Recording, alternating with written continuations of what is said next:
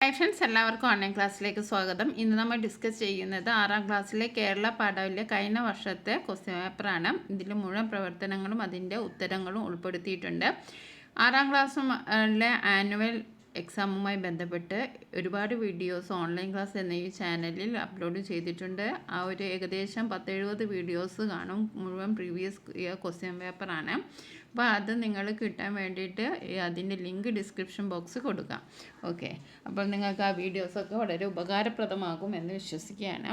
നിങ്ങൾക്ക് ഈ വീഡിയോ ഇഷ്ടപ്പെട്ടെങ്കിൽ ഒന്ന് ലൈക്ക് ചെയ്യാനും നിങ്ങളുടെ 6ാം ക്ലാസ് പഠിക്കുന്ന ബെസ്റ്റിക്ക് ഷെയർ ചെയ്ത് കൊടുക്കാനും മറക്കരുത്. ഇപ്പോൾ നമുക്ക് 15 മിനിറ്റ് കൂൾ ഓഫ് ടൈമാണ്. 6 പ്രവർത്തനങ്ങളുണ്ട്. അതിൽ 5 പ്രവർത്തനം ചെയ്താൽ മതി. ആദ്യത്തെ പ്രവർത്തനം നിർബന്ധമാണ്. പ്രവർത്തനം 1 വായിക്കാം, എഴുതാം. വിടർന്നു വരുന്ന ഒരു വാഴയുടെ കൂമ്പ് പോലെ ഞാൻ എൻ്റെ ചെറിയ കണ്ണുകൾ തുറന്ന് ചുറ്റുമുള്ള കാഴ്ചകൾ നോക്കി രസിക്കാൻ ആരംഭിച്ച കാലത്ത് ഒരു ദിവസം രാവിലെ സ്കൂളിൽ ചെന്നപ്പോൾ കേട്ടു, ഞങ്ങളുടെ ജാനമ്മ ടീച്ചർ സ്കൂളിൽ നിന്ന് പിരിഞ്ഞു പോകുന്നു. ആദ്യം ഞാനത് വിശ്വസിച്ചില്ല. എനിക്ക് അവരെ വലിയ ഇഷ്ടമായിരുന്നു. അതുകൊണ്ട് ഞാൻ വിചാരിച്ചു അമ്മുക്കുട്ടി കളവ് പറഞ്ഞതായിരിക്കും, അല്ലാതെ ജാനമ്മ ടീച്ചർ എവിടെയും പോകുകയോ? നല്ല കഥ, എവിടേക്ക്, എന്തിന്? ഇനി അഥവാ പോവുകയാണെങ്കിൽ അതോർത്തപ്പോൾ സങ്കടം തോന്നി. സ്നേഹം നിറഞ്ഞ ഒട്ടേറെ അനുഭവങ്ങൾ ഓർമ്മിക്കാനുണ്ടായിരുന്നു എനിക്ക്. തിന്നുവാൻ പറ്റാത്ത ബിസ്ക്കറ്റ്, ടി പത്മനാഭൻ. ചോദ്യം നോക്കാം. വിടർന്നു വരുന്ന വാഴയുടെ കൂമ്പ് എന്ന പ്രയോഗം എന്തിനെ സൂചിപ്പിക്കുന്നു? കണ്ണ്, പ്രഭാതം, കാഴ്ച. ശരിയായ ഉത്തരം എന്താണ്? പ്രഭാതമാണ്. നെക്സ്റ്റ്, എനിക്ക് അവരെ വളരെ ഇഷ്ടമായിരുന്നു. ആരെ? അമ്മുക്കുട്ടിയെ, ജാനമ്മ ടീച്ചറെ, വാഴകളെ. അപ്പോൾ എന്തായിരുന്നു? ജാനമ്മ ടീച്ചറെയാണ് ഇഷ്ടം, അല്ലേ? ജാനമ്മ ടീച്ചറെ കുറിച്ചാണ് നമ്മൾ ഈ പാസേജ് പറയുന്നത്.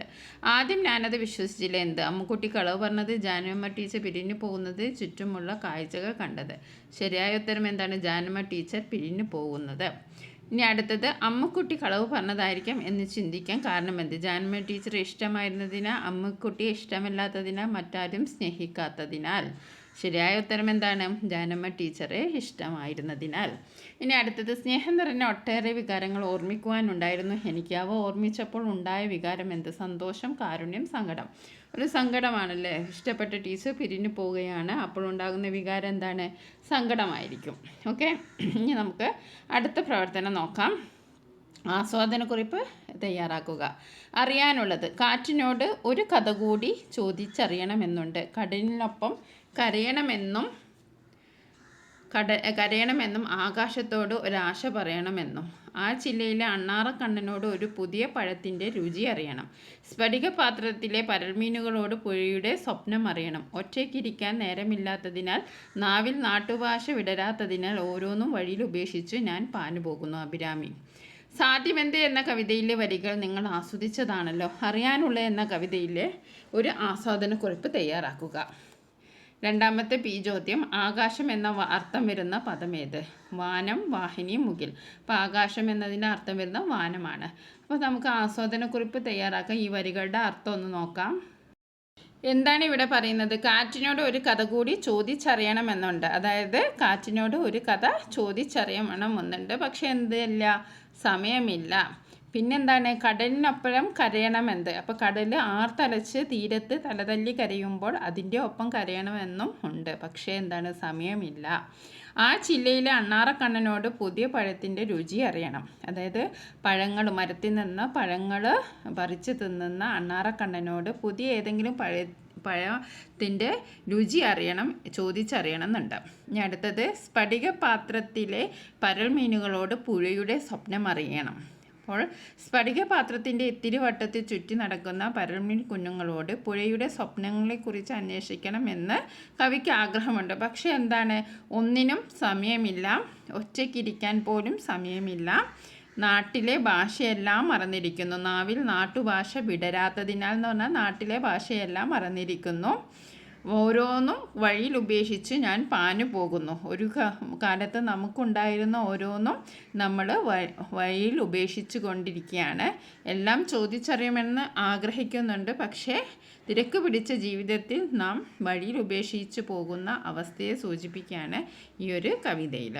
അപ്പോൾ നമുക്ക് ചുറ്റും മനോഹരമായ ഒട്ടേറെ കാഴ്ചകളുണ്ട്. നമുക്ക് ജീവിക്കാൻ ഊർജ്ജം നൽകുന്നതും ജീവിതത്തിൽ പ്രതീക്ഷ നൽകുന്നതും ഇത്തരം കാഴ്ചകളാണ്. തിരക്ക് പിടിച്ച നമ്മുടെ ജീവിതത്തിനിടയിൽ ഇത്തരം കാഴ്ചകൾ കാണാതെ പോകരുതെന്ന് ഓർമ്മപ്പെടുത്തുകയാണ് ഈ കവിതയിലൂടെ നമ്മുടെ സാധ്യമെന്ത് എന്ന കവിതയിലൂടെ മാധവൻ അയ്യപ്പത്ത്. ഇപ്പോൾ നമ്മൾ ഇവിടെ വായിച്ച അഭിരാമി എന്ന അറിയാനുള്ളത് എന്ന കവിതയുടെ കുറിപ്പ് നമ്മൾ പറഞ്ഞു. ഒരു കാലത്ത് നമുക്ക് കൈമുതലുണ്ടായിരുന്നതെല്ലാം ഓരോന്നായി ഇന്നത്തെ മനുഷ്യൻ വഴിയിൽ ഉപേക്ഷിച്ചു പോവുകയാണ്. ചോദിച്ചറിയണമെന്ന് ആഗ്രഹിക്കുന്ന കാര്യങ്ങൾ പോലും തിരക്കു പിടിച്ച ജീവിതത്തിനിടയിൽ നാം വഴിയിൽ ഉപേക്ഷിച്ചു പോകുന്ന അവസ്ഥയെ സൂചിപ്പിക്കുകയാണ് ഈ കവിതകൾ. അപ്പോൾ കവിതയുടെ അർത്ഥമൊക്കെ ഞാൻ പറഞ്ഞതും നിങ്ങൾക്ക് മനസ്സിലായി കാണുമെന്ന് വിശ്വസിക്കുകയാണ്. അടുത്ത പ്രവർത്തനം വിശകലന കുറിപ്പാണ്. എല്ലാ കിണറും വറ്റിയിരിക്കുന്നു, കുളവും കൈത്തോടും പുഴയും വറ്റിയിരിക്കുന്നു. കടവിൽ കയറ്റി വെച്ചിരിക്കുന്ന കടത്തുവള്ളത്തിൻ്റെ പിരിഞ്ഞ അമരത്ത് ഒന്നും ചെയ്യാനില്ലാതെ മുട്ടിനിടയിൽ തല തിരുകിയിരിക്കുന്ന കടത്തുകാരനെ ഞാൻ കണ്ടു. നദീക്കരയിലെ വരണ്ട മണലിൻ്റെ മുനകളിൽ അവൻ്റെ കണ്ണുകൾ ഉടക്കി കിടക്കുന്നു. ശാന്ത കടമനിട്ട. പുഴകൾ വറ്റിയാൽ മനുഷ്യജീവിതം വറ്റുന്നു, മനുഷ്യവംശത്തിൽ നിന്ന് സംസ്കാരം ഊർന്നു പോകുന്നു. പുഴകൾ ദേവതകൾ. NP മുഹമ്മദ്. കടമനിട്ട അവതരിപ്പിക്കുന്ന പുഴയുടെ ദൈന്യതയും NP മുഹമ്മദിൻ്റെ അഭിപ്രായവും വിശകലനം ചെയ്ത് കുറിപ്പ് തയ്യാറാക്കുക.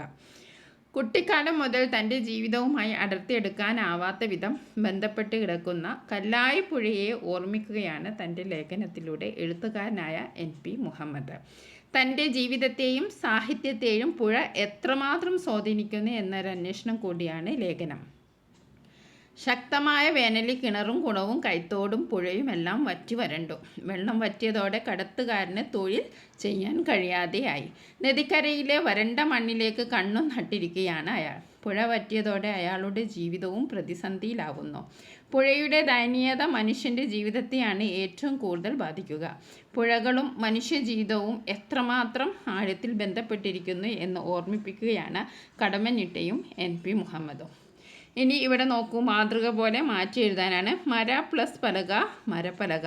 ഇനി വെള്ളപ്പരപ്പ് നമുക്ക് എങ്ങനെ മാറ്റി എഴുതാം? വെള്ള പ്ലസ് ഇവിടെ ഇരട്ടിയാണ് കൊടുത്തത്, കൂട്ടക്ഷരമാണ്, അപ്പോൾ അത് വേണ്ട. വെള്ള പ്ലസ് പരപ്പ്. ഓക്കെ.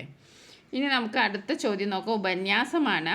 കെട്ടുകല്യാണം അനാചാരമാണെന്നും അതിനുവേണ്ടിയുള്ള ആർഭാടവും ദൂർത്തും ഉപേക്ഷിക്കണമെന്നും ശ്രീനാരായണ ഗുരു ജനങ്ങളോട് പറഞ്ഞത് നാം പാഠഭാഗത്ത് കണ്ടല്ലോ.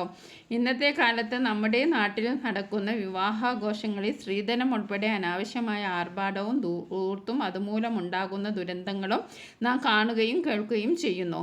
വിവാഹാഘോഷങ്ങളിലെ അനാവശ്യ ആഡംബരം എന്ന വിഷയത്തിൽ ഉപന്യാസം തയ്യാറാക്കുക. അപ്പോൾ ഉപന്യാസം തയ്യാറാക്കാൻ വിഷയം തന്നിട്ടുണ്ട്. അപ്പോൾ അതൊരു ഹെഡിങ് പോലെ നിങ്ങൾ എഴുതുക. അതിസമ്പന്നരായ ആളുകളുടെ വിവാഹാഘോഷങ്ങൾ കണ്ട് അത് അതേപടി അനുകരിക്കുന്ന പ്രവണത സമൂഹത്തിൽ വർദ്ധിച്ചു വരുന്നു.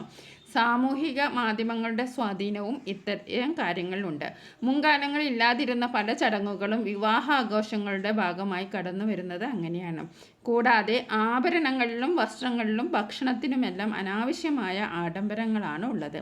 ഇതിനെല്ലാമുള്ള പണം വീടും സ്ഥലവും പണയപ്പെടുത്തി പോലും കണ്ടെത്തുന്നവരും കുറവല്ല. ഒടുവിൽ കടം പെരുകി തിരിച്ചടയ്ക്കാനാവാതെ വലയുന്ന സ്ഥിതിയിലെത്തുന്നു. ഇത് പല കുടുംബങ്ങളുടെയും സാമൂഹിക സന്തുലനാവസ്ഥ തന്നെ തകർക്കുന്നു. ഇത് സമൂഹത്തെ ആകമാനം ദോഷകരമായി ബാധിക്കുന്നു. ആഡംബരത്തിനും ധൂർത്തിനും എതിരായിരുന്ന ശ്രീനാരായണ ഗുരു അനാവശ്യമായ ധനചെലവ് ഒരു മംഗളകർമ്മത്തിനും പാടില്ല എന്ന് ജനങ്ങളെ ഉപദേശിച്ചിരുന്നു. ഇനി അടുത്ത പ്രവർത്തനം നോക്കാം. സംഭാഷണമാണ്. പുഴ എന്ന പാഠത്തെ കല്ലായി പുഴയെ നിങ്ങൾ അടുത്തറിഞ്ഞിട്ടുണ്ടാവുമല്ലോ. സ്കൂളിൽ നിന്ന് പഠനയാത്ര പോയപ്പോൾ നിങ്ങൾ കല്ലായി പുഴയോട് കിന്നാരം പറഞ്ഞു. പുഴ തിരിച്ചും. നിങ്ങൾ പല വിശേഷങ്ങളും കൈമാറി. നിങ്ങൾ തമ്മിൽ നടന്നേക്കാവുന്ന സംഭാഷണം സങ്കല്പിച്ചെഴുതുക. കുറഞ്ഞത് 5 സംഭാഷണമെങ്കിലും വേണം. അപ്പോൾ രാജു പറയാണ്, ഹായ് കല്ലായിപ്പുഴ, നിന്നെക്കുറിച്ച് പലതും എനിക്കറിയാം. അപ്പോൾ കല്ലായിപ്പുഴ പറയുന്ന, ആഹാ നീ ആള് കൊള്ളാമല്ലോ, എന്തെല്ലാമാണ് എന്നെക്കുറിച്ച് നിനക്കറിയാവുന്നത്? അപ്പോൾ രാജു പറയാണ്, ലോകത്തിൽ ഏറ്റവും വലിയ 2ാമത്തെ മരവ്യവസായ കേന്ദ്രമായിരുന്നു ഈ കൊച്ചുപുഴ. കല്ലായിപ്പുഴ അപ്പോൾ പറയാണ്, അതൊക്കെ ഒരു കാലമായിരുന്നു. ചെളിയിലും വെള്ളത്തിലും പുളഞ്ഞു നിൽക്കുന്ന മരത്തടികൾ, അവയ്ക്കിടയിലുള്ള മനുഷ്യജീവിതങ്ങൾ, അവരുടെ സ്വപ്നങ്ങൾ, ദുഃഖങ്ങൾ. രാജു, എനിക്കെല്ലാം അറിയാം, അതുകൊണ്ടാണ് നിന്നെ കാണാൻ ഞാൻ ഇവിടെ വന്നത്. കല്ലായിപ്പുഴ, നല്ല കുട്ടി, ഇനിയും നീ എന്നെ കാണാൻ വരണം. ഞാനിപ്പോൾ ഇല്ലാതായിക്കൊണ്ടിരിക്കുകയാണ്. മനുഷ്യരുടെ ഓരോ പ്രവൃത്തി കാരണം ഞാനിനി ഉണ്ടാവുമോ എന്നെനിക്കറിയില്ല. അപ്പോൾ രാജു പറയാണ്, നീ അതൊന്നും ഓർത്ത് വിഷമിക്കേണ്ട. നീ പഴയതുപോലെ സന്തോഷത്തോടെ ഒഴുകാൻ ഞാൻ ആവുന്നത് ചെയ്യും. അപ്പോൾ ചെറിയൊരു സംഭാഷണമാണ് നമ്മളിവിടെ എഴുതിയത്. നമ്മൾ 6 പ്രവർത്തനമാണ് ഡിസ്കസ് ചെയ്തത്. അതിൽ 5 പ്രവർത്തനം നമുക്ക് ചെയ്താൽ മതി. പക്ഷേ ആദ്യത്തെ പ്രവർത്തനം നമുക്ക് നിർബന്ധമാണ്, വളരെ എളുപ്പവുമാണ്. ഓക്കെ, കൂട്ടുകാർക്ക് എല്ലാവർക്കും വീഡിയോ ഇഷ്ടപ്പെട്ടു എന്ന് കരുതുന്നു. ഇഷ്ടപ്പെട്ട വീഡിയോ ഒന്ന് ലൈക്ക് ചെയ്യുക. അതേപോലെ തന്നെ ആനുവൽ എക്സാമുമായി ബന്ധപ്പെട്ട പ്ലേലിസ്റ്റിൻ്റെ ലിങ്ക് താഴെ കൊടുക്കാം. എല്ലാ സബ്ജക്റ്റിൻ്റെയും English, Malayalam, maths, social science ഒക്കെ മലയാളം മീഡിയം, ഇംഗ്ലീഷ് മീഡിയം ഈ ചാനൽ ഒരുപാട് വീഡിയോസ് അപ്ലോഡ് ചെയ്തിട്ടുണ്ട്. അതിൻ്റെ ലിങ്ക് നിങ്ങൾക്ക് ഡിസ്ക്രിപ്ഷൻ ബോക്സിൽ കൊടുക്കാം. എല്ലാവരും ചാനലിൽ കയറി കാണുക. താങ്ക്